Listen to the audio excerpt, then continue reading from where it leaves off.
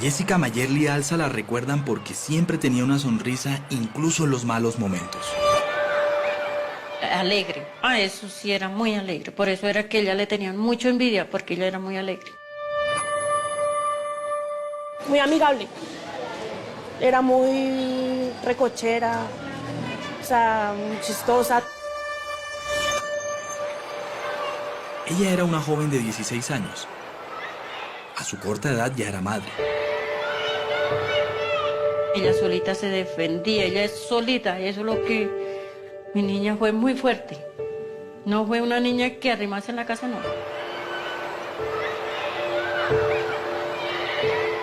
Jessica era estudiante de este colegio del sur de Bogotá. Un día sus profesoras se dieron cuenta de que no había asistido a clases. El día lunes fue el último día que yo la vi. Ese día la vi alegre, un poquito ansiosa, comiendo mucho. Yo llamé y marqué, le dije, Señor Dios mío, ¿qué le pasó a la niña? Me vine y me puse a preguntar en el barrio que todo el mundo la conocía. No la hemos visto, no la hemos visto. La intensa búsqueda de la familia finalizó días después con una llamada a su mamá. Me dijeron, bueno, tenga valor, tenga mucho valor. Yo no le queremos decir mucho la verdad, pero estaba muerta. La escena del crimen que había encontrado la policía era macabra.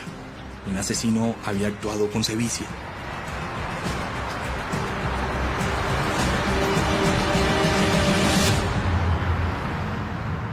Nada usual, sino es normal encontrar un caso como este. Bueno, la maleta se encontraba envuelta con una manta, estaba un poco expuesta y se alcanzaban a ver una pequeña parte del cuerpo. Lo que más impacta obviamente es la forma como la asesinan, la forma como la cortan, pues se requiere mucha sangre. Jessica no tenía enemigos. Era tan solo una joven de 16 años.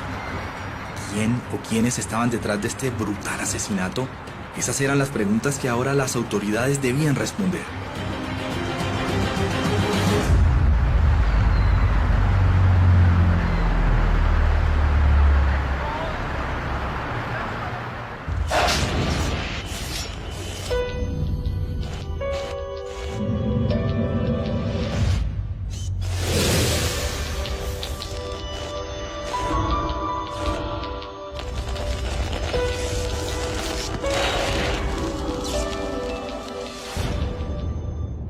Buenas noches, soy Vanessa de la Torre. ¿Quién o quiénes estaban detrás del asesinato de Jessica Mayerly Alza? Para las autoridades no es común encontrar una víctima descuartizada en una ciudad. Joven, de 16 años, soltera, estudiante, aparentemente sin enemigos. Pero había una valiosa pista, la forma como resultó muerta. Hubo sevicia, lo que significa que su asesino probablemente la odiaba. Cuando existe odio, casi siempre existe un vínculo cercano entre la víctima y el victimario. Esta noche, Juan Guillermo Mercado nos cuenta la historia de Concierto para Matar.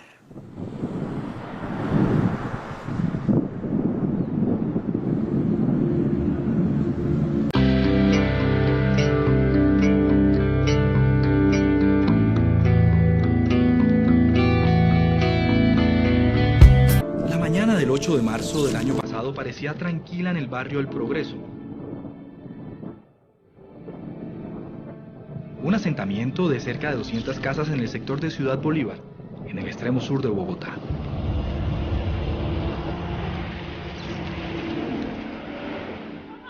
Cuando los habitantes apenas se disponían a salir a sus trabajos, los gritos de uno de los residentes rompieron la calma de esta montaña de casas amontonadas. Elena Castro, una de las vecinas, los escuchó. Un señor de acá del barrio.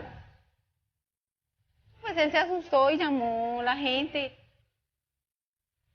El habitante había encontrado una maleta de viaje que estaba cubierta con una manta y que había sido abandonada en un potrero del barrio. El hallazgo habría pasado desapercibido si no es porque el vecino notó que partes de cabello humano caían desde el interior de la maleta. Y la gente empezó a llamar a la policía y la... Pocos minutos después, 2 uniformados llegaron de urgencia en una moto. Abren un poquito más y encuentran que sí, al parecer se trata de un cadáver. Ellos dejan quieto pues para no manipular lo que se encuentra, el hallazgo. La macabra escena merecía la intervención de un oficial superior. Por eso los uniformados llamaron al mayor Erwin Grijalva, jefe de homicidios de la SIJIN en Bogotá, quien acudió al lugar con forenses expertos. Mayor, ¿exactamente qué encontraron? Encuentran que ahí efectivamente hay un cuerpo femenino, una muchacha bastante joven, envuelta en una sábana. Los forenses identificaron varias heridas hechas tal vez con un cuchillo en el cuerpo de la joven. La más notoria estaba cerca a la cara. Se encuentra una herida en el cuello, un poco profunda. Asimismo se encuentran unas heridas que le habrían hecho en las articulaciones de sus extremidades inferiores. Ellos evidenciaron que el asesino había cortado las piernas y los brazos de su víctima. Presumimos que era con el fin de que se pudiera doblar Y así poder entrar en la maleta. Por el impacto de la escena, 10 investigadores de la policía arribaron al lugar y empezaron a tomar entrevistas. Pero más allá de informaciones vagas sobre delincuencia en el barrio o peleas entre vecinos, no había una versión que permitiera formular una hipótesis. Los uniformados tenían un problema. No había pistas. No había señales de arrastre para poder decir desde dónde habían conducido el cuerpo, entonces desde cualquier parte de la ciudad habían podido haber traído ese cuerpo. Sin embargo, a medida que los forenses avanzaban en su inspección, empezaron a aparecer indicios. El más contundente era la ropa que vestía la mujer.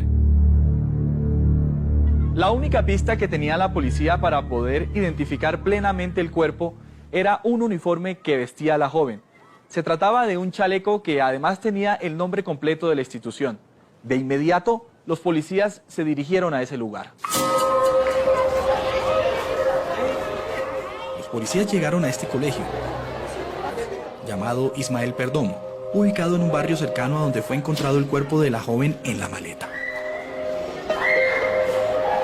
Ahí los recibió la profesora Carmen Alicia Rojas. Ella les dijo que el día anterior habían ido al colegio 2 padres desesperados porque no encontraban a su hija.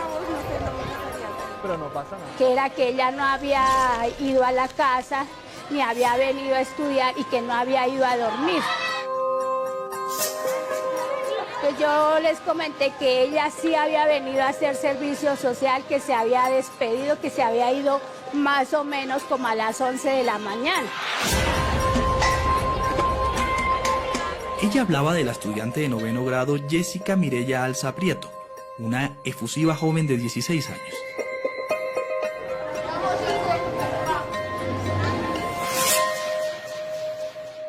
Ese día tuvo un detalle de que nos ofreció a las mujeres del colegio, a las maestras, a las señoras del aseo, a las celadoras, una chocolatina.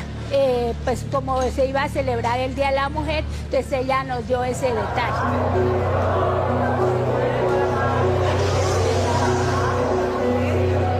Asustada por la situación, la profesora Carmen Alicia le entregó el número de los teléfonos de los padres de Jessica a los policías. Ellos los contactaron. Y que a usted les trajo una niña, y sí la estoy buscando. Estamos frente al colegio, venga. La llamada la recibió Julio César Alza, el padre de Jessica. Las preguntas eran directas. ¿Usted les trajo una niña? Sí. ¿De cuántos años? De tanto. No, fue que encontramos una niña con uniforme de acá al Perdomo, de este colegio. Entonces, estamos pensando que pronto puede ser su niña. Julio César les contó que su hija llevaba 2 días desaparecida y que la habían buscado en el barrio donde vivían, en el colegio y en hospitales. Después de la llamada, él fue al colegio con su esposa, Luz Marina Prieto, la mamá de Jessica, a quien la policía empezó a interrogar. Habían pasado más de 12 horas después del hallazgo de la maleta. Dijo, ella tenía unos anillitos en las manos, unas manillitas de madera. Le dije, señor. Ella tenía su uniforme de aquí de este colegio. Le dije, señor, porque yo misma la dejé ayer. Dijo, ella tenía un ar en la cejita. Le dije, sí, señor. Los rasgos físicos de la joven hallada muerta dentro de la maleta coincidían con los de Jessica Alza. Luz Marina, su mamá, estaba desconcertada. Ellos fueron a medicina legal para saber si se trataba de su hija. Cuando Julio vio el cuerpo no tuvo dudas. Era Jessica. Creo que fue horroroso. Que eso no le cabe en la cabeza ni al más asesino. Me dijeron que la habían destrozado. Para mí no son asesinos, son criminales. En una maleta la encontraron. Y me le han trozado las rodillitas para poder meter en la maleta. El dolor se apoderó de Luz Marina y Julio César. Ellos le contaron a los policías que Jessica era su única hija.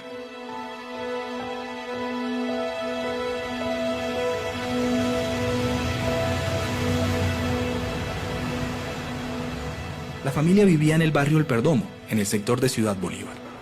Julio era obrero y Luz Marina empleada doméstica. Ellos se separaron cuando Jessica tenía 10 años. Luz Marina se fue a vivir a este inquilinato del mismo barrio con su pequeña hija. Una niña muy juiciosa. En su colegio era juiciosa, estudiaba bien, era de su colegio a la casa y de la casa porque a ella no le gustaba parrandear. La niña alegre se convirtió rápidamente en una adolescente, que empezó a hacer su bachillerato en el colegio Ismael Perdomo. Ahí conoció a un novio. Luz Marina le contó a los uniformados que su hija había quedado embarazada muy joven. Ella tuvo su bebé a sus 13 años. Ella fue cuando quedó embarazada. En el año 2012 nació Camilo, el hijo de la joven madre. Ella se esforzó por criar al bebé sin abandonar sus estudios. Los padres le contaron a la policía que en el inquilinato vivía un hombre que Jessica había conocido. Su nombre era Leymar Jonathan Garzón y él vivía en el segundo piso de la casa. Leymar era un vendedor ambulante de perfumes de 30 años y era oriundo de Bogotá. Cada vez que él pasaba por la casa de Jessica, él dejaba algún mensaje para la joven. Luz Marina estaba angustiada. Ella pensaba que Leymar estaba cortejando a su hija. Por eso la vigilaba. Un hombre 14 años mayor que su hija buscaba tener una relación con ella. Pero su hija siempre le negó algún tipo de noviazgo. Ni los saludo ni nada para que dejen de hablar. Dijo, miedo me da mirarlo. Entonces yo le dije a mi hija, tenga cuidado, mami. Según Luz Marina, un día una vecina se acercó a Jessica y la cuestionó por salir con Leymar. El altercado terminó en una discusión entre la joven y su mamá. Está diciendo que le está echando piropos. Le dije, ¿cómo así? Pero le digo, si es verdad, mami. Le digo, no, mami, yo no, ni lo volteo a mirar. Yo me resalí y yo di un estranco en la puerta. Cuando Luz Marina se encontraba a Leymar en el inquilinato, también le negaba la relación con su hija. Le dije, ¿qué le ha dicho? Dijo, ella tiene unos sueños muy bonitos. Dijo, ¿qué sueños? Dijo, que quiere estudiar y sacar al niño adelante, a ponerse a trabajar.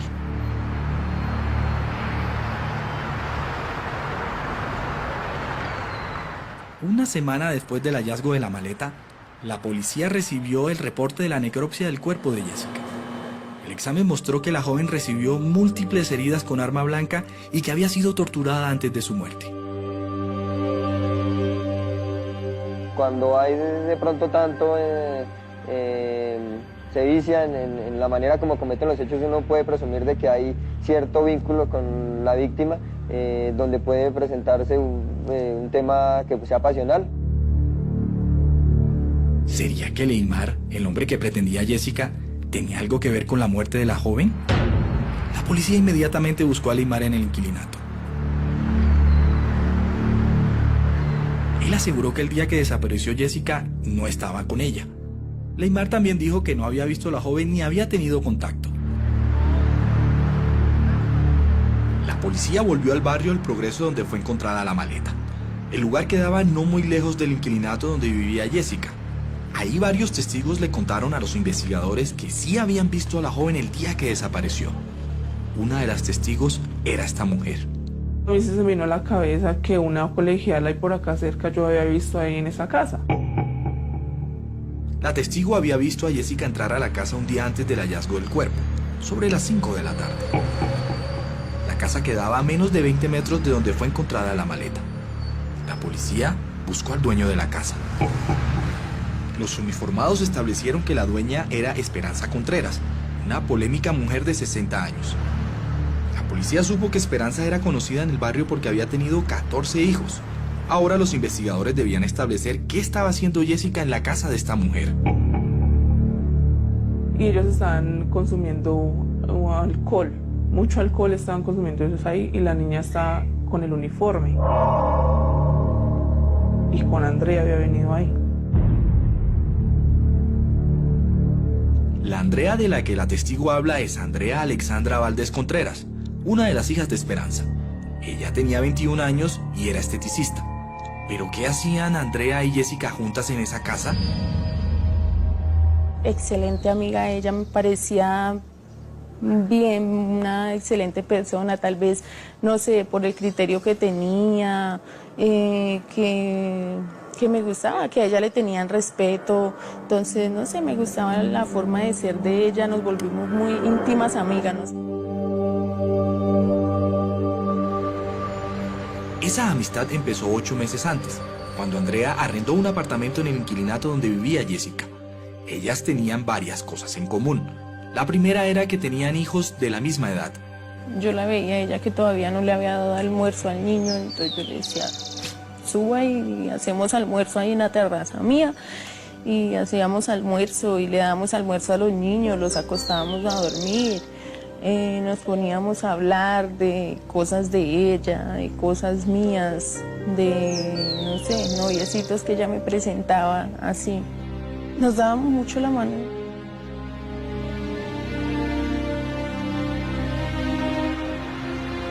También les gustaba la rumba, y su sitio preferido para hacer esas fiestas era la casa de Esperanza, la mamá de Andrea.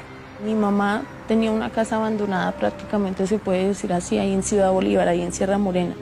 Ella me daba las llaves para que fuera y le pusiera cuidado a la casa para que no la invadieran ni nada de eso. Esa casa, por decirlo así, con Jessica la cogíamos de descontrol. Descubrir la amistad de Jessica y Andrea llevó a la policía a conocer una relación que cambiaría el curso de esta investigación. Andrea no había arrendado el apartamento solo para ella y su hija. Ella había llegado al lugar con su esposo. Su pareja era Leymar Jonathan Garzón, el mismo hombre que pretendía a Jessica.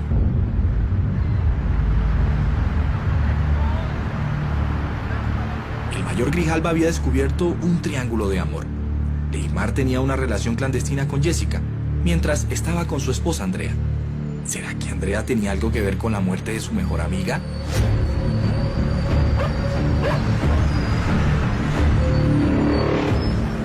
¿La primera sospechosa siempre fue Andrea?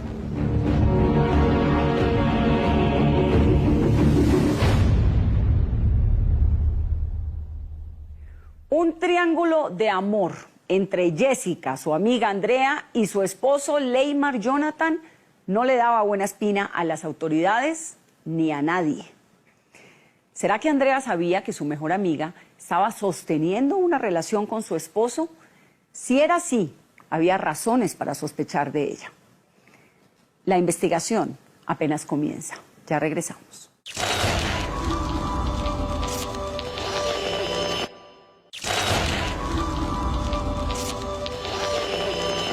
¿Dónde podía estar Andrea Alexandra Valdés Contreras? Ella es la sospechosa número 1 de matar a Jessica Mayerly, pues ya se pudo establecer que entre ellas y Leymar Jonathan, el esposo de Andrea, había un triángulo de amor. Por otra parte, las autoridades dudaban de que una sola persona pudiera descuartizar el cuerpo de Jessica, meterlo en una maleta y llevarlo hasta el caño donde fue encontrado. Pero primero tendrían que capturar a Andrea Alexandra. Así continúa la historia de Juan Guillermo Mercado.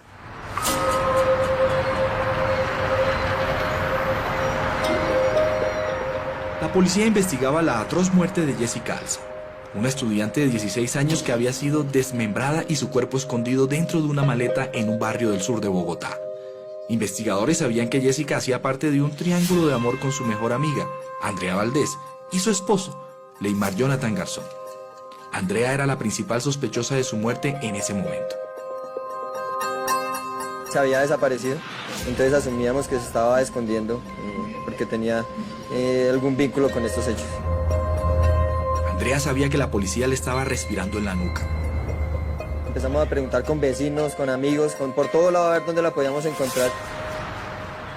Ella tenía miedo y se hacía constantes preguntas. ¿Cómo me fue a pasar eso? ¿Cómo ella? ¿Por qué? 2 días después, la policía pidió una orden a un juez para capturar a Andrea. Lo que no sabían era que ella ya había decidido entregarse.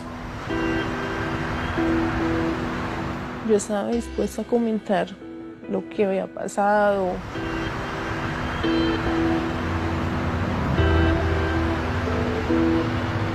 Y me entregué, cogí un colectivo de Palo Quemado, me bajé ahí en Palo Quemado. Al primer policía que encontré le comenté eso. Andrea fue trasladada a esta sala de los juzgados de Palo Quemado en Bogotá, donde fue interrogada por el investigador del caso, el mayor Erwin Grijalva.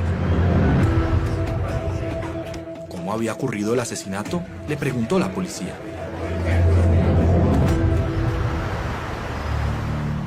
La versión que dio Andrea era que el lunes 8 de marzo de 2014, el día que desapareció Jessica, la joven estudiante fue a buscarla a su apartamento del inquilinato.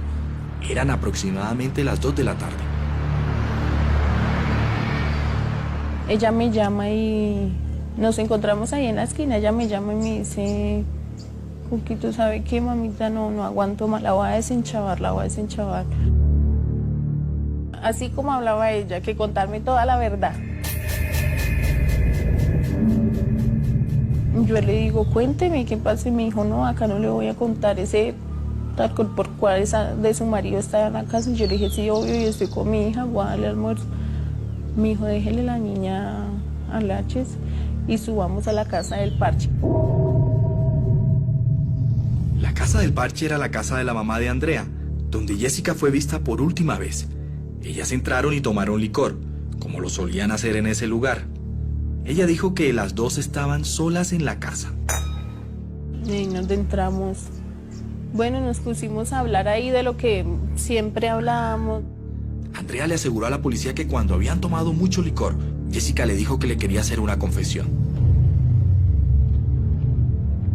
Se queda mirándome y me dice, ¿se acuerda todo lo que yo le comentaba con Nachis y la tetona? Y yo le digo, sí. Ella me dice, pues no era la tetona, era yo. Según Andrea, ella le contó que era amante de su esposo Leymar. La única reacción que yo tomé fue, yo le di muchos golpes, nos pusimos a pelear. Ella en un momento sacó un cuchillo gigante, eso de cacha blanca. Ella empieza como una loca histérica a gritarme, la voy a matar, te voy a dejar acá que te coman los gusanos. Y yo le decía, ya se lo regalo, malparida, y no quis que era mi amiga, no quis que era mi socia.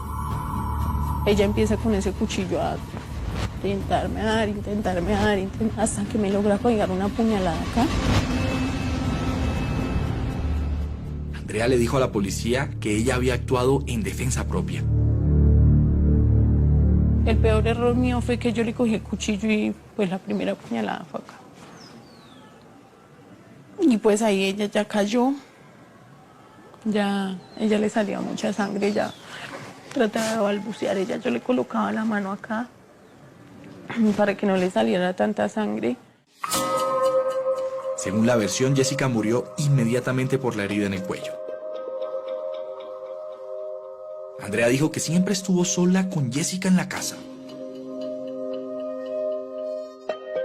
¿Después usted desmembró sola a Jessica? Sí, señor. Mi mamá viajaba mucho, ella tenía una maleta ahí. En la casa, de hecho, tenía varias. Las que ella viaja mucho y mete la ropa ahí. Y pues, en una de esas maletas sirvió. Ella también afirmó que sola usó un serrucho para cortar los brazos y piernas de su amiga Jessica. Ella se lleva esos elementos, según ella misma menciona, se va a un sector bastante retirado de donde ocurren los hechos y en una caneca de la basura menciona haberlos lanzado. Cuando ya se va al lugar y cuando se busca esos elementos ya habían sido, al parecer, retirados por las empresas de aseo. Andrea fue judicializada. Una joven de 21 años fue capturada en las últimas horas, señalada de ser la autora del asesinato de una estudiante de 15 años cuyo cuerpo fue hallado el pasado martes en una maleta en el sur de Bogotá.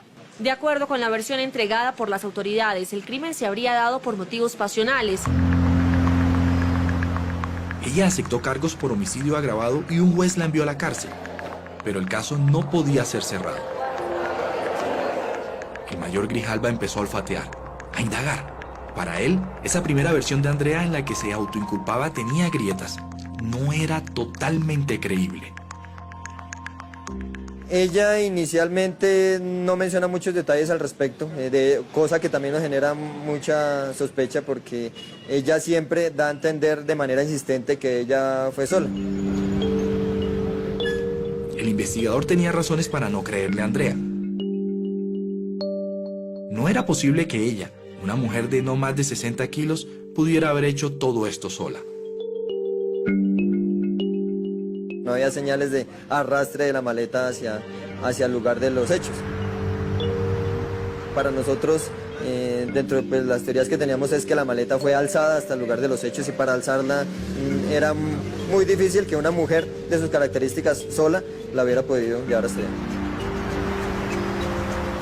El mayor Grijalva siguió investigando y volvió al barrio El Progreso, donde fue hallada la maleta. Lo que escuchó ahí terminó por ratificar sus sospechas. A los tres los vi con ella ahí sentados ahí en esas matas que hay afuera. Yo los vi a ellos todos ahí. Con esta versión el policía podía demostrar que Andrea no estaba sola el día del crimen. Ahora su meta era identificar a las personas que la acompañaban en la casa ese día. Él le preguntó a los vecinos. Ahí vivía Esperanza.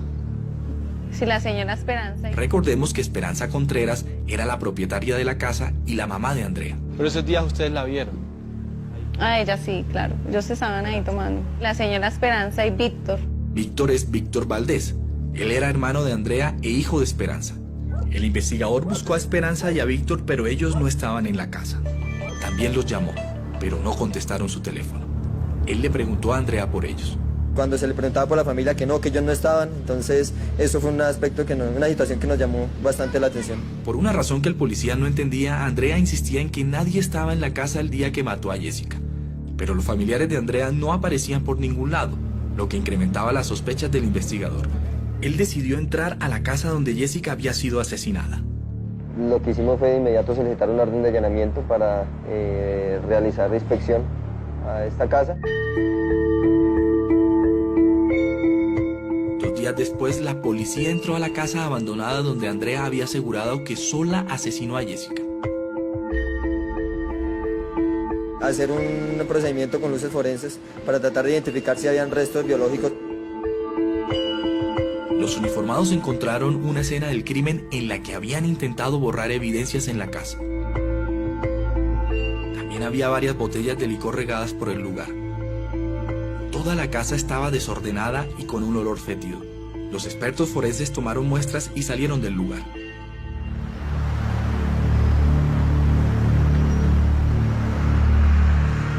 día después las muestras fueron enviadas a medicina legal. Había que esperar una semana para la entrega de los resultados y para que la policía pudiera confirmar si Andrea estaba o no acompañada en la casa el día del crimen.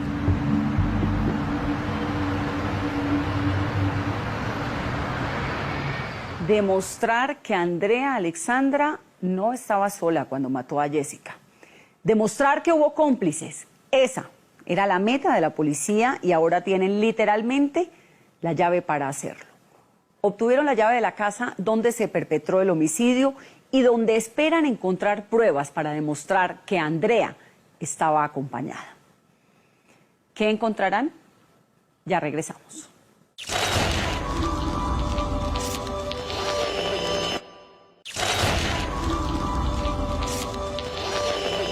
La meta de la Fiscalía es demostrar quiénes, además de Andrea, estuvieron detrás de la muerte de Jessica Mayerly.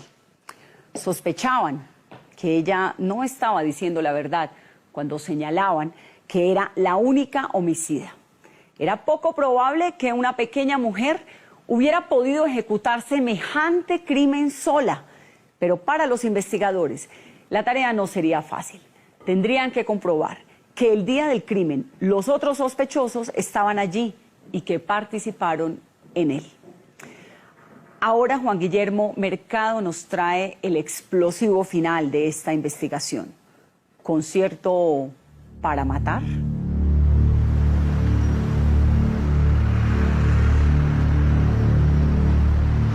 La policía tenía dos versiones del crimen de Jessica Alza. Una joven de 16 años que fue desmembrada y su cuerpo escondido en una maleta en marzo del año pasado en Bogotá. La primera era la de Andrea Valdés, quien confesó el homicidio porque su esposo tenía un romance con Jessica. El peor error mío fue que yo le cogí el cuchillo y pues la primera puñalada fue acá. La segunda versión era de vecinos del barrio El Progreso, donde ocurrió el crimen. Ellos le dijeron a la policía que Andrea no estaba sola en la casa de su mamá cuando mató a Jessica. Vi a Víctor, Andrea y a doña Esperanza, a los tres. Los vi con ella ahí sentados ahí en esas matas que hay afuera. Yo los vi a ellos todos ahí. Esperanza es la mamá de Andrea. Víctor es su hermano. 10 días después, Medicina Legal entregó a la policía los resultados de las muestras que habían recogido dentro de la casa de Esperanza. Había sangre de Víctor y de Esperanza. Según la investigación, habría participado la madre de esta joven responsable y posiblemente un hermano de ella. La policía quería capturar a Víctor y a Esperanza. El problema es que habían desaparecido. El rastro la ubicó. La entrevistamos con el consentimiento del juez Wilson Cadena de Bogotá. Él nos prohibió hacerle preguntas sobre el proceso que cursa en su contra. ¿Usted dónde estaba viviendo, Esperanza? Yo estaba viviendo en Neiva. ¿Y con quién estaba viviendo? Con mi hijito. En esa ciudad, Esperanza afirma que supo por primera vez que su hija Andrea había matado a Jessica. Según Esperanza, ella vio en un noticiero que su hija Andrea había sido capturada. La vi cuando yo estaba almorzando, rompí los platos, que la señora del restaurante me dice, ¿usted la conoce? Yo entré en llanto. Y dije, ¿Andrea? ¿Andrea? ¿Andrea? Y sí, mi hija me duele mucho. Pero para la policía, Esperanza y Víctor en realidad se estaban escondiendo en Neiva y no visitando a una familiar. Lo que nos indica a nosotros la investigación es que no sería cierto. La línea del teléfono móvil de Esperanza fue interceptada. La policía sabía en qué lugar del país ella contestaba las llamadas. ¿Usted viajó de Neiva a la Tebaida sabiendo de que su hija estaba involucrada en un asesinato? Pues claro, porque yo estaba cerca de Neiva a Armenia, que él era mi afán, buscar a mi mamá y hablar con mi mamá y decirle lo que estaba pasando y que nos viniéramos a apoderarme de un buen abogado para que defendiera a Andrea. Ese era mi propósito. La policía ubicó a Esperanza y a Víctor en Armenia el 20 de marzo del año pasado, 14 días después del asesinato de Jessica. Cuando la capturaron, ella no estaba en la casa de su mamá, sino en un hotel. Esperanza y Víctor fueron trasladados por la policía a Bogotá y presentados ante un juez. Ninguno de los dos aceptó los cargos como coautores del homicidio de la joven Jessica Alza. Hay muchas personas que están haciendo un montaje en contra de mis hijos. Pero el juez consideró que debían ser privados de la libertad y enviados a la cárcel. Sin dar mayores detalles, Esperanza Contreras se limitó a decir lo siguiente. Que yo me muera, que se me abra la tierra, que mejor dicho yo me pudra acá. Si yo ante los ojos de nuestro Señor Jesucristo estaba el día que mi hija asesinó a esa niña. En una reciente audiencia, la Fiscalía destapó las pruebas en contra de Esperanza Contreras y Víctor Valdés. La primera fue la versión de los vecinos del barrio El Progreso, que estaban ahí el día del crimen. Ellos dijeron que habían visto a Esperanza y a Víctor con Andrea y Jessica en la casa. ¿Ahí vivía Esperanza? Sí, la señora Esperanza y Víctor. Pero esos días ustedes la vieron. A ella sí, claro. Ellos estaban ahí tomando. La segunda prueba de la Fiscalía eran los resultados de medicina legal. La verificación de ADN corresponde al ADN de Víctor Valdés. Se encuentran cabellos que corresponden al ADN de Esperanza Contreras. La tercera prueba de la Fiscalía era una conversación que Esperanza tuvo el 12 de marzo, 4 días después del asesinato, desde su celular interceptado. En esa conversación telefónica con un desconocido, ella dijo: toca que saquen a Andrea, que ella se entregue y que se eche la culpa de todo. En esa llamada también habló su hijo Víctor. Hay que solucionar eso. Yo tengo una plata. Márqueme que no tengo minutos. La Fiscalía también le pidió a Esperanza una prueba de que ella viajó antes del crimen, como afirmó el día que fue capturada. Ella no entregó ningún tiquete o registro de su viaje. El objetivo de la Fiscalía es probar en juicio que Esperanza y Víctor fueron los cómplices de Andrea. Buenas tardes, su señoría. Me presento. Mi nombre es Andrea Esperanza Valdés Contreras, con la cédula 1024-552-673 de Bogotá.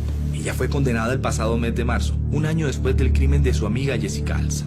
Condenar a Andrea Esperanza Valdés Contreras, identificada con cédula 1024-5526-783, a la pena principal de 345 meses de prisión como autora responsable del delito de homicidio agravado, conforme a las consideraciones hechas en precedencia.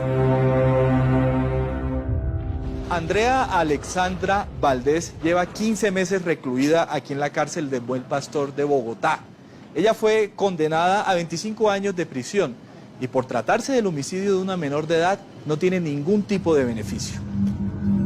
Sin embargo, ella decidió romper su silencio y hace poco Andrea le entregó una versión a la Fiscalía en la que dice que no cometió el crimen sola. No lo hice sola, pero tampoco lo hice con mi mamá y con mi hermano. Eso es mentira y ante los ojos de Dios. Con una Biblia en mi mano lo puedo jurar. Ella aseguró en una declaración bajo juramento que buscó una persona después de que mató a Jessica. Yo no quería dejarle un problema en la casa a mi mamá. Me cambié la ropa porque estaba muy ensangrentada. La mano, todo, este brazo se me ensangrentó y mi ropa. Decidí bajar ahí al perdomo y comentarle lo que había pasado. El papá de mi hija. El papá de mi hija, yo lo único que le decía era que fuéramos, que me ayudara a hacer algo, que yo no quería dejarle ese problema en la casa a mi mamá. Él me dice que no, que tranquila. Andrea afirmó que llamó a su esposo Leymar Jonathan Garzón. Entramos y él la ve y lo único que me dice es váyase para la otra pieza. Yo le decía que no hiciera eso, porque yo veía cómo le hacía eso. Yo le decía, no, Chunky, no le haga eso, vamos y llamamos a la policía. Yo le comento lo que pasó, qué nos van a hacer. Yo le comento bien lo que pasó, era ella la que me quería matar, vea lo que me hizo. Me decía, no, ¿cómo se le ocurre? ¿Qué le pasa? Cuando yo ya llegué otra vez a decirle que iba pasando mucha gente, él ya la tenía en la maleta, y me decía que secara con toallas. Él sí tenía guantes, y él me decía que yo no me colocara guantes. El rastro ubicó a Leymar Jonathan Garzón, pero él no quiso dar una entrevista. Yo creo que pues usted no tiene derecho a publicar cosas que de pronto no esté seguro si sean ciertas o no, ¿no? Sin embargo, la Fiscalía vinculó a Leymar a la investigación, pero no ha ordenado su captura. El rastro conoció que la Fiscalía no le da mucha credibilidad al testimonio de Andrea. ¿Qué pruebas tiene contra Leymar? Mi versión. ¿Por qué decide hablar un año después? Las cosas como pasaron, tal vez ese fue mi peor error, porque yo en todo momento decía, fui yo sola. Y tal vez por amor o por miedo de que mi hija se quedara sola, nunca lo incriminé a él. En la audiencia de su condena, Andrea le pidió perdón a la familia de Jessica. Que mi Dios le perdone porque yo no puedo perdonarles. Yo no le puedo perdonar eso.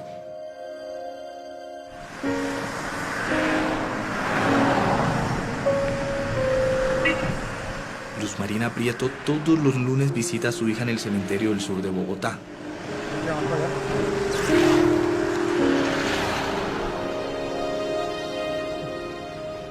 Ya me siento mi vacío sola.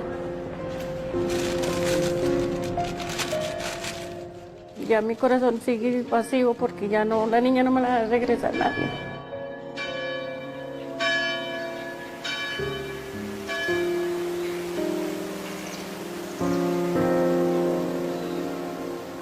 Ella se hizo cargo del hijo de Jessica, que ahora tiene 5 años. El amor de abuela es el único remedio que Luz Marina tiene después del atroz crimen de su hija Jessica Alza.